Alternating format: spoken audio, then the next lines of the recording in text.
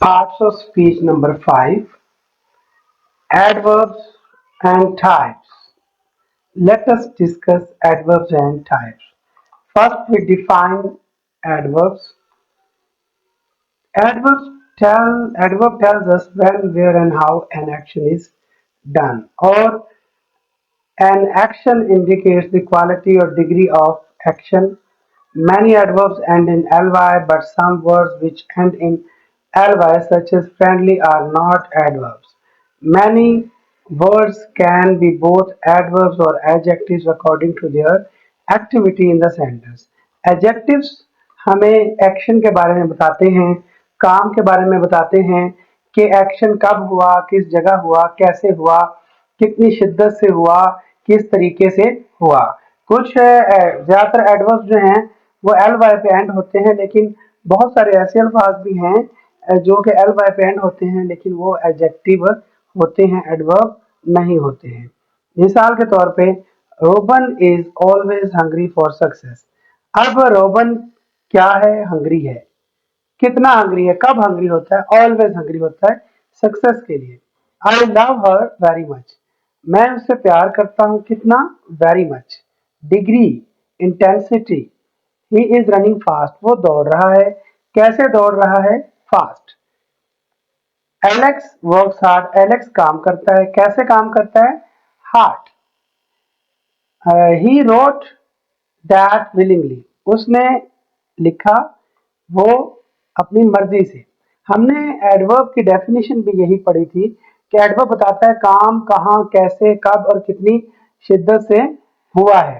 तो इन मिसालों में भी यही बताया गया है, काम कब हुआ, कितनी बार हुआ, किस शिद्दत से हुआ, किस तरीके से हुआ और किस हद तक हुआ, हर चीज एडवर्ब एक्सप्लेन करता है। एडवर्ब क्लास और एडवर्ब फ्रेज आर क्लासेस।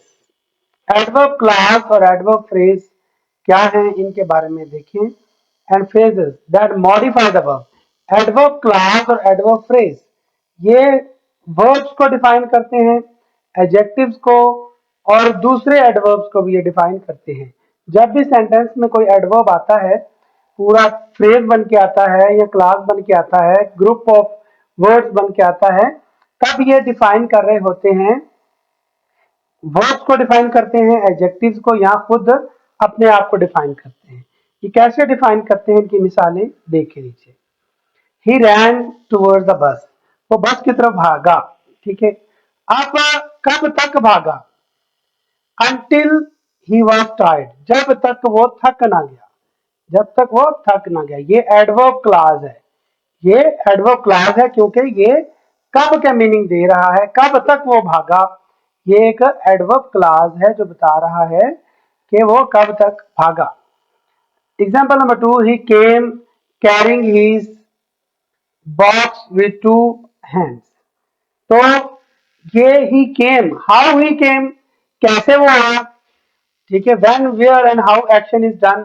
वो आया carrying his box with two hands. वो अपने दो हाथों में अपना बॉक्स थामे हुए आया।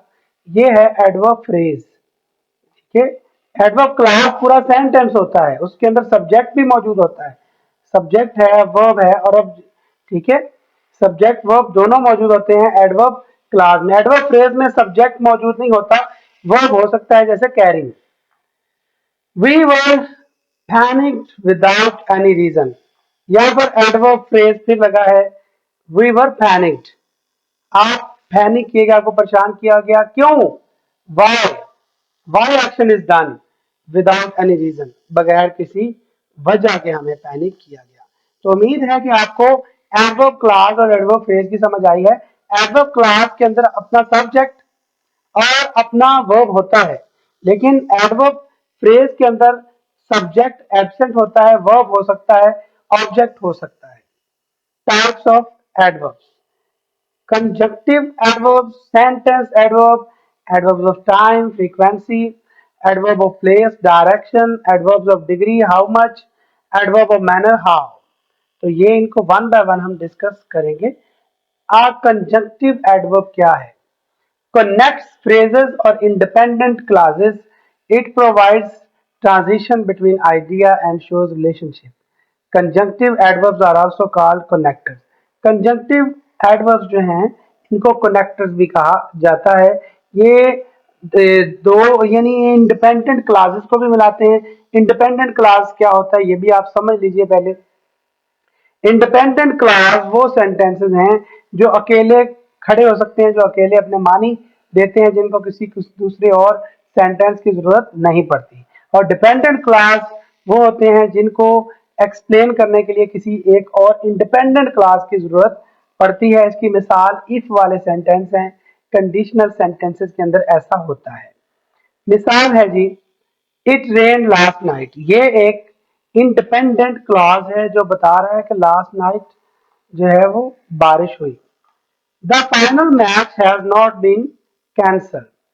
नॉनथलेस इन दोनों को आपस में कनेक्ट कर रहा है और ये कंजंक्टिव एडवर्ब है। ठीक, और ये दोनों इंडिपेंडेंट क्लॉजेस हैं। ऊपर भी यही डिफाइन हुआ था, इंडिपेंडेंट क्लॉजेस को मिलाते हैं ये। इसके बाद we are still confuse if the umpires will come. अब इसमें देखें, वी आर स्टिल कंफ्यूज जो है ये अपने आप में एक इंडिपेंडेंट क्लॉज है, और लेकिन यहां पर if the umpires will come, if the umpire जो है ये इफ से शुरू होने वाला सेंटेंस है और ये इंडिपेंडेंट नहीं बल्कि ये डिपेंड है। इसको अपने आप को क्लियर करने के लिए एक क्लास की जरूरत थी जो पहले लगा हुआ है। वी आर स्टिल कंफ्यूज, हम तब तक कंफ्यूज हैं जब तक के अंपायर जो हैं वो आते नहीं, जब तक अंपायर जो है अपना फैसला सुना नहीं देते या आ नहीं जाते। Last season there was a great drought, consequently we could not grow crops। अब देखें, last season there was a great drought, ये अपने आप में क्लियर एक सेंटेंस है, लेकिन इसको क्योंकि दूसरे सेंटेंस से मिलाया जा रहा है, कंसिक्वेंटली नतीजातन we could not grow crops, हम काश्तकारी नहीं कर सके, हम फसलें नहीं उगा सके। तो यहाँ पर इन दोनों सेंटेंसेस को मिलाने वाला लफ्ज कंसिक्वेंटली जो है ये एक कंजंक्टिव एडवर्ब है। Sentence adverb, a sentence adverb starts the sentence and modifies the whole sentence। ये एडवर्ब किसी भी सेंटेंस के शुरू में आता है और पूरे सेंटेंस को ये मॉडिफाई करता है, ये पूरे सेंटेंस को एक्सप्लेन करता है। Hopefully we will win the match. Apparently the sky is getting cloudy. Suddenly I did not think of coming here. तो ये शुरू में आने वाले ये जो अल्फाज हैं ये एडवर्ब हैं, लेकिन इनको सेंटेंस एडवर्ब इसलिए कहते हैं कि ये किसी सेंटेंस के शुरू में लगते हैं। Adverbs of time, adverb of times or frequency, show time or frequency of action in the sentence। ये अल्फाज, ये एडवर्ब्स हम बताते हैं कि कोई एक्शन कब किया गया और कितनी बार किया गया, कितनी शिद्दत से किया गया। इनकी मिसालें, इनकी लिस्ट मैंने ये दे दी है, आप इनको अच्छे से पढ़ सकते हैं और इनको मेमोराइज कीजिएगा, इनके मीनिंग भी अच्छे से मेमोराइज कर लें। Next examples, I went to school a little late yesterday। मैं स्कूल गया या गई थोड़ा सा लेट, yesterday गुजरा हुआ कल। तो a little हमें बता रहा है, a little late हमें बता रहा है कि वो स्कूल लेट गई है। कब गई है? लेट गई है, वक़्त का तयन है। ऑलवेज भी वक़्त का तयन कर रहा है, हमेशा। मंडे भी टाइम को जाहिर कर रहा है, ओकेजनली भी टाइम को जाहिर कर रहा है। तो ये सारे एडवर्ब्स जितने भी दिए हुए हैं, इसके अलावा और भी हैं लेकिन मोस्टली ये यूज़ होते हैं। इनको अच्छे से मेमोराइज करें ताकि आपको दिक्कत ना हो। जब हम ट्रांसलेशन के लिए जाएंगे, बुक खोलेंगे, ट्रांसलेट करेंगे तो हमें पार्ट्स ऑफ स्पीच का कम से कम पता होना चाहिए। एडवर्ब्स ऑफ प्लेस और डायरेक्शन, वेयर, ये एडवर्ब्स बताते हैं काम कहाँ पर हुआ या कहाँ हो रहा है। Show where the action is done in the sentence, इनकी लिस्ट भी जो है वो मैंने ये दे दी है, इसकी लिस्ट भी ये बनी हुई है। आप इन एडवर्ब्स को अच्छे से मेमोराइज करें और इनकी पहचान भी जब रीडिंग कर रहे हों तब इनकी पहचान भी ध्यान से करनी है। एग्जाम्पल्स हैं, I went through the jungle, मैं गया जंगल के दरमियान से। थ्रू एक एडवर्ब है, एडवर्ब ऑफ प्लेस है जो हम बता रहे हैं कहाँ से गए। He plays in the field, in the field, तो प्लेस इन द फील्ड में आपने याद रखना इन जो है एक एडवर्ब है जो हमें पोजीशन का तयन कर रहा है। Alex is going to school, to भी यहाँ पर एडवर्ब की ही एक किस्म है जो कि हमें डायरेक्शन और सिमत का तयन कर रही है कि वो कहाँ तक गया। ये प्रेपोजिशन भी है लेकिन इसका इस्तेमाल जो है वो डिफरेंट है। He is staying at my house, अब एट जो है ये हमें जगह के बारे में बता रहा है, उसने स्टे कहाँ किया, स्टे कहाँ किया। तो ये सब एडवर्ब की लिस्ट में भी शामिल हैं, आपने इनको अच्छे से मेमोराइज करना है। Adverb of degrees, how much, कितनी शिद्दत से कोई काम किया गया।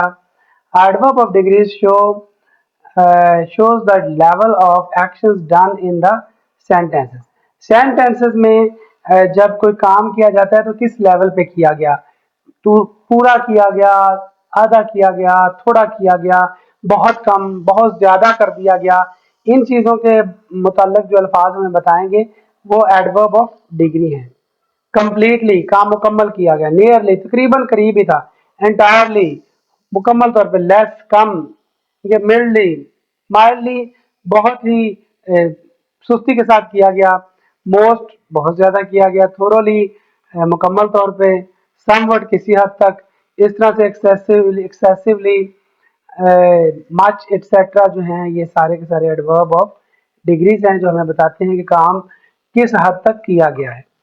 She completely forgot about her anniversary, तो completely एक एडवर्ब ऑफ डिग्री है। इस तरह से नेक्स्ट सेंटेंस है आई रेड द न्यूज़पेपर, तो थोरोली एडवर्ब ऑफ डिग्री है। आई एम सो एक्साइटेड, सो एक एडवर्ब ऑफ डिग्री है। रॉबन हार्डली स्टडीज, हार्डली एक एडवर्ब ऑफ डिग्री है। एडवर्ब ऑफ मैनर्स, हाउ, कैसे काम किया गया, कैसे एक्शन किया गया, सेंटेंस के अंदर किस तरीके से एक्शन किया गया। Adverb of manner show how in which manner action is done. In adverbs की डिग्री यहाँ पर मैंने सारी लिस्ट बना के दी है, आप इन्हें अच्छे तरीके से पढ़ लीजिएगा।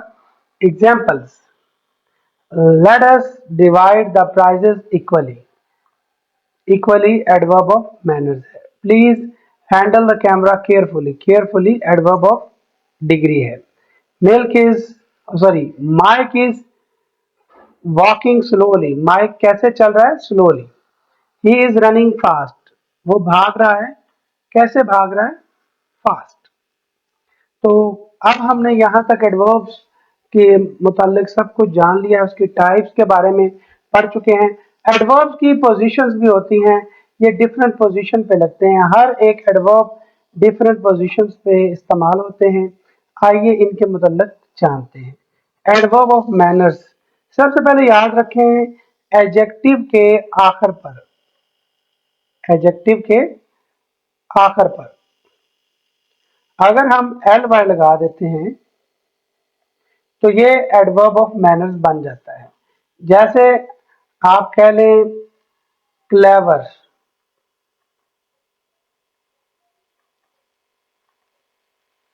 इसके आखिर पे एल वाई लगा दें, क्लेवरली, तो ये एडवर्ब ऑफ मैनर्स बन जाएगा। इस तरह से क्विक है तो क्विकली एडवर्ब ऑफ मैनर्स होगा।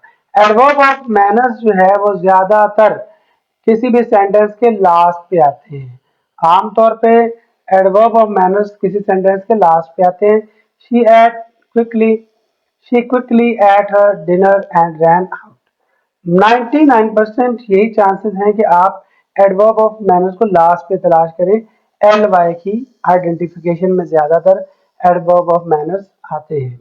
कुछ बात इनको जो है वो सब्जेक्ट के फौरन बाद भी लगा दिया जाता है, लेकिन ये तरीका रेयर है, बहुत कम इस्तेमाल होता है। एडवर्ब ऑफ प्लेस, ये एडवर्ब भी किसी सेंटेंस के या तो आखिर पे लगेंगे और यहाँ ये शुरू में लगते हैं। अगर शुरू में लगे तो इनके साथ कामा लगता है, आखिर पे आए तो इनके साथ कामा नहीं लगता।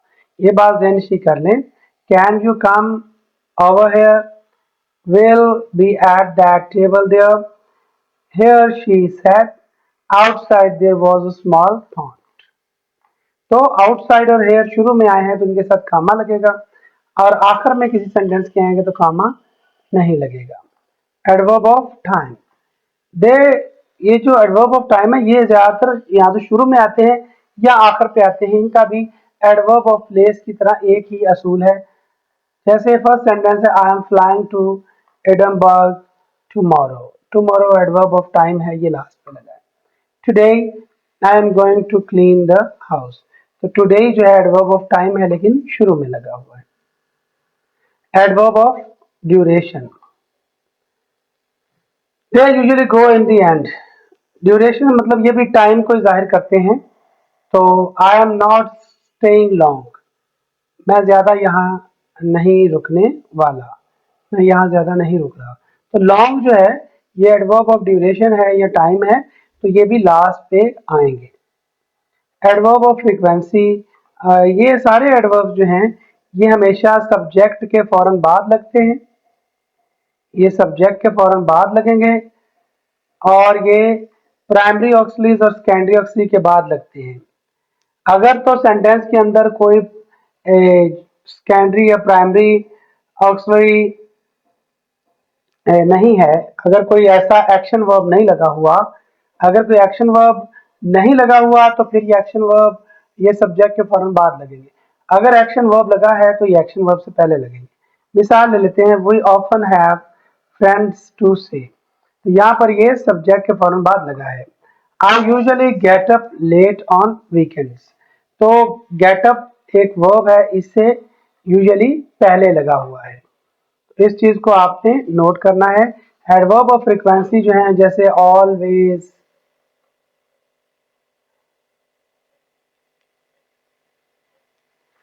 ठीक है, ऑलवेज, ऑफन, एवर, नेवर, ये सब जो है सब्जेक्ट के फौरन बाद is are am was were के बाद लगते हैं।